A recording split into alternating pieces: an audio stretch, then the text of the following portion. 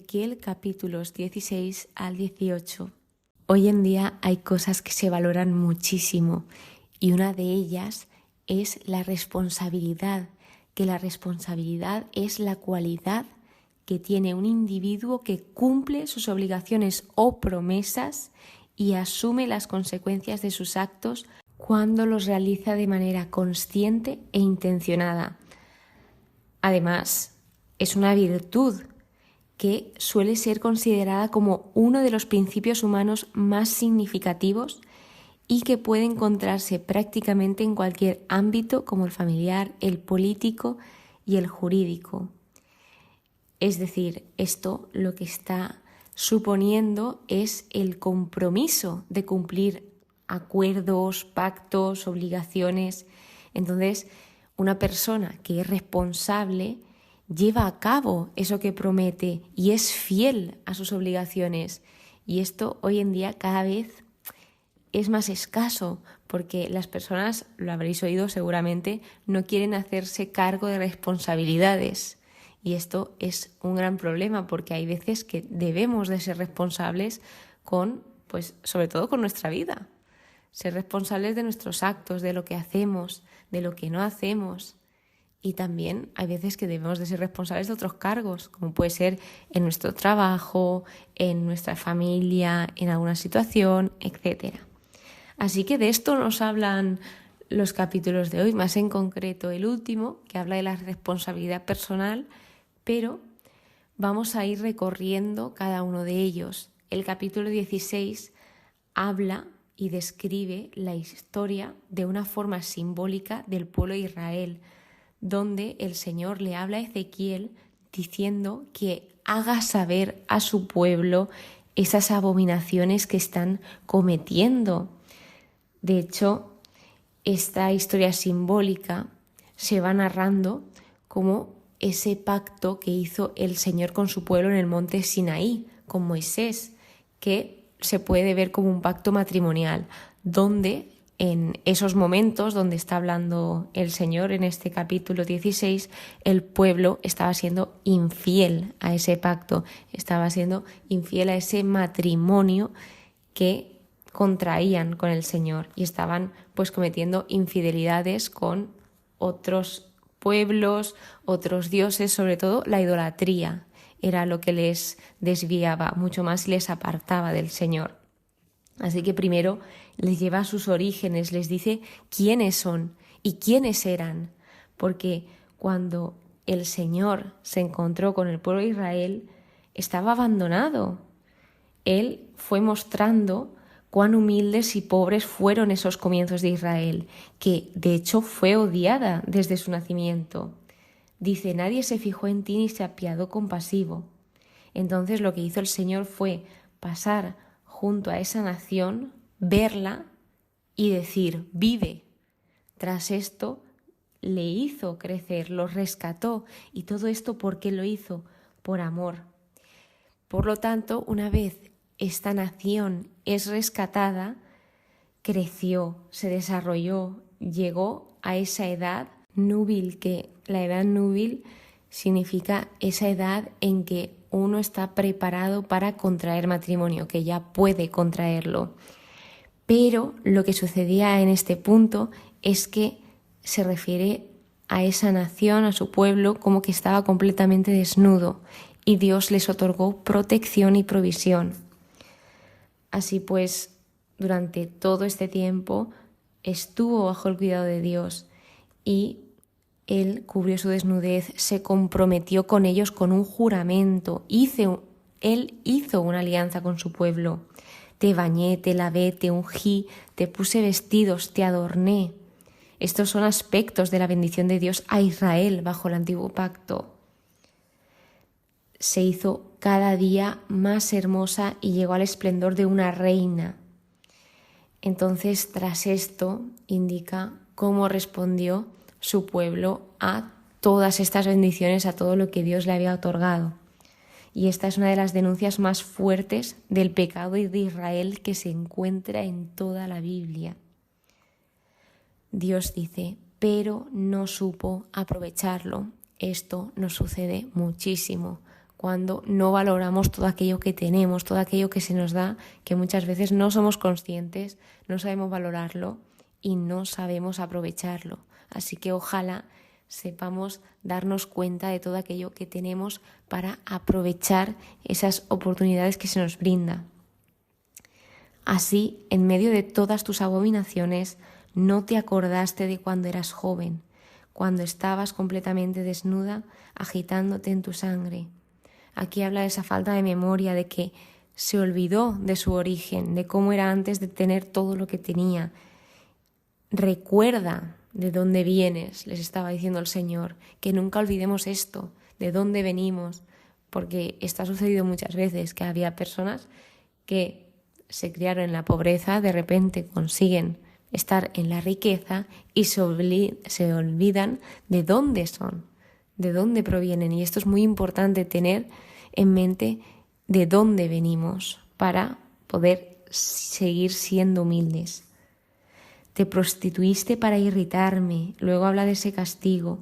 Y a pesar de ese castigo que se les mandó para que corrigiesen su conducta, siguiendo aún ellos se prostituyeron sin hartarte, se prostituyeron mucho más aún. Entonces aquí habla de esa debilidad de corazón, de ese corazón orgulloso e insatisfecho con Dios que tenía su pueblo. Además, lo relaciona y narra esta historia como si fuese una prostituta, la nación de Israel. Entonces, también lo que destaca es que una prostituta se supone que le pagan por hacer su trabajo. Pues aquí era al revés. No le pagaban, ella pagaba, la prostituta pagaba a las demás naciones. Entonces Ezequiel está retratando a Israel literalmente como una ninfómana cuya lujuria promiscua la ha llevado a revertir el orden habitual de la prostitución. Esto lo cuento del estudio, no es que lo haya sacado yo y haya llegado a estas conclusiones, pero ahí lo reflejaba muy bien cómo él la estaba describiendo, y esto es muy fuerte cómo se describía al pueblo del Señor. Entonces lo que dice el Señor es que les entregará en manos de sus amantes, que vendrá ese juicio, y continúa hablando, y una de las cosas que dice es que Dios llamó a Israel a ser diferente de las naciones paganas y en cambio se volvió como ellas.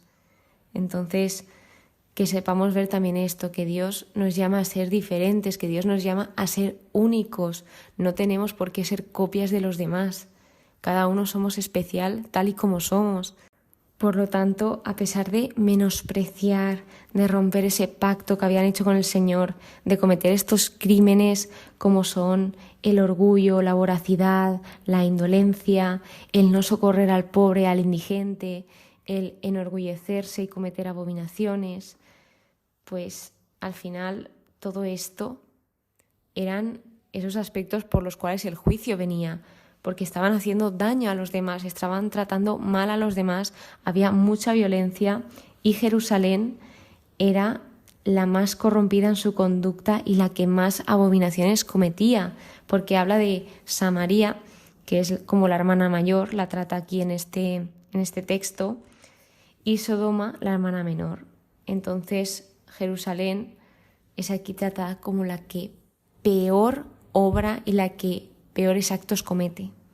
Entonces, pues a pesar de todo esto, a pesar de que olvidan a Dios, de que lo rechazan, Él dice: pero yo me acordaré de la alianza que hice contigo cuando eras joven y estableceré en tu favor una alianza eterna. Dios todavía tiene un propósito futuro con la nación de Israel. Y también nos habla del perdón, de ese nuevo aspecto importante del pacto que viene. Entonces, qué gran misericordia tiene el Señor y cuánto debemos de aprender de Él. Porque fijaos que por muchos actos malos que cometamos, Él siempre está ahí para darnos su perdón, su misericordia. El capítulo 17 trata sobre la alegoría del águila y es una parábola. Aquí habla sobre dos águilas, que una es Nabucodonosor, el rey Nabucodonosor, después de haber deportado al rey Jeconías, que puso en el trono de Jerusalén a Sedecías, habla de este momento, Y luego habla de otro águila grande que es Egipto, en el que se decía se intentó apoyarse, cuando el Señor le dijo que no, que ellos se debían de apoyar en el Señor, pero no hicieron caso y se apoyaron en Egipto. Así que, ¿por qué se trataba esto como parábola de las dos águilas? Porque las parábolas ayudan a la memoria y aquí lo que hace es tratar la insensatez política y la maldad en esta parábola en específico. Entonces, aquí habla de que no prosperará ese pueblo del Señor, explica la parábola y remarca que el pueblo ha despreciado y roto el pacto. Entonces esto traía consecuencias y no hablaba del pacto con el Señor. En esto en específico hablaba con un pacto que tenían entre ellos y fuera cual fuese el pacto, esto debía ser honrado porque una promesa es muy importante. No nos podemos tomar una promesa como, bueno, pues si lo cumplo bien y si no también. Una promesa es una promesa y ahí sí que hay que ser responsables. De modo que lo que tiene característico este capítulo es que empieza con juicio y castigo y termina con misericordia y gracia, como el anterior capítulo, que habla de ese juicio, pero finalmente muestra esa gran misericordia y ese gran amor que Dios nos tiene. Entonces dice el versículo 24, y todos los árboles del campo sabrán que yo, Yahvé, humillo al árbol elevado y elevo al árbol humilde. Hago secarse al árbol verde y reverdecer al árbol seco. Yo, Yahvé, he hablado y lo haré. Dios sí que es fiel a lo que dice, Dios es fiel a sus promesas y nos los está demostrando con todo esto que nos está diciendo y lo que hizo, que es lo más importante, no solo decir, sino hacer. Así que el capítulo 18, este es el que habla de la responsabilidad personal. ¿Y qué nos viene a decir aquí? Que lo que tú hagas, eso es aquello de lo que tú eres responsable. Por ejemplo, si tus padres hacen una cosa, tú no eres responsable de los actos de tus padres. Si tus padres pecan, tus padres serán responsables de tus pecados. Si tú pecas, tú serás responsable de tus pecados. Entonces, ¿cómo empieza esto? El pueblo estaba repitiendo un proverbio y Dios va a clarificar lo que estaban diciendo, de que dejasen de decir esto que no era cierto. Esto era popular, pero no todo lo popular es cierto. Así que el Señor les clarifica que todas las vidas eran suyas y que aquí el que morirá es el que peque. Al justo se le imputará su justicia y al malvado su maldad. El que es justo y practica el derecho y la justicia vivirá, y el que no es justo morirá sin remedio, reo de culpa. ¿Y qué es una persona justa? Nos lo explica. Ojo, tengamos claro que habla de una persona justa en este contexto en el que el Señor les está hablando al pueblo de Israel en esta situación que está ocurriendo. No come en los altozanos ni alza sus ojos a las basuras de la casa de Israel. Las basuras se refiere a los ídolos, que en este libro les habla así. No contamina a la mujer de su prójimo, ni se acerca a una mujer durante su impureza. No oprime a nadie. Devuelve la prenda de una deuda. No comete rapiñas. Da su pan al hambriento y viste al desnudo. No presta con usura ni cobra intereses. Aparta su mano de la injusticia. Pronuncia dictámenes justos entre hombre y hombre. Se conduce según mis preceptos y observa mis normas, obrando conforme a la verdad. Esto es lo que el Señor indica que era justo. Entonces lo nombra como 3 veces y habla de 3 ejemplos, porque el primer ejemplo habla de un hombre justo, luego de un hijo malvado y luego de un nieto justo, que podría relacionarse con los reyes Ezequías, Manasés y Josías respectivamente. Así que la puerta del arrepentimiento y la restauración siempre están abiertas, siempre nos podemos arrepentir, nunca es tarde, y habla sobre este perdón de los pecados, de cuando la gente duda de esa justicia de Dios y el Señor responde. Sin embargo, la casa de Israel dice, no es justo el proceder del Señor, que mi proceder no es justo, casa de Israel. ¿No es más bien vuestro proceder el que no es justo? Les hace reflexionar sobre lo que están diciendo. Entonces, por último, en esa conclusión, la forma de concluir este capítulo es: descargaos de todos los crímenes que habéis cometido contra mí y haceos un corazón nuevo y un espíritu nuevo. ¿Por qué habéis de morir, casa de Israel? Yo no me complazco en la muerte de nadie, sea quien fuere. Oráculo del Señor Yahvé, convertíos y vivid. Dios lo que quiere es que vivamos. Él no se complace en la muerte de nadie, nos lo está diciendo. Y Él lo que quiere es que vivamos una vida en plenitud, que estemos bien, que seamos felices. Esto es el mensaje que nos quiere transmitir. Así que vemos cómo las personas determinan su propio carácter y destino por esas decisiones que van tomando. Cada decisión nos convierte en la persona que somos ahora mismo y que seremos también. Así que, pues ojalá sepamos hacernos responsables de nuestros actos y trabajar este valor, esta cualidad cada día un poquito más.